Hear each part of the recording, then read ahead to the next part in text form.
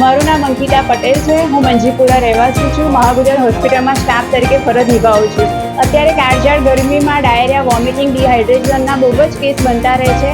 તો અમે આજનો પ્રોગ્રામ અમારો છે કે દરેક અમારા ટ્રાફિકભાઈ જે આટલી કડકડતી તાપમાં પોતાની ફરજ નિભાવે છે, તો એની માટે અમે આજે એમને સમજાવવા આવે છે કે તમે એનર્જી ડ્રિંક સાથે રાખો કે જેથી કરીને ડિહાઇડ્રેશન ના થઈ જાય. અને આ અમારા ગ્રુપ તરફથી અમે એમને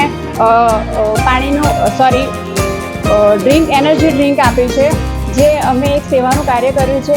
એ પહેલાં પણ અમે રિક્ષાવાળા દરેક ભાઈઓને એનર્જી ડ્રિંક અને પાણીની બોટલ આપી છે. આવી જ રીતે કાળઝાળ ગરમીમાં મારો એક જ સંદેશો છે કે કોઈ પણ કામ વગર ઘરની બહાર ના નીકળો. સગર્ભા માતા હોય કે વૃદ્ધ બા દાદા હોય કે કોઈ પણ નાના બાળકો કામ વગર ઘરની બહાર ના નીકળે, એ જ અમારો સંદેશો છે. જય મહારાજ.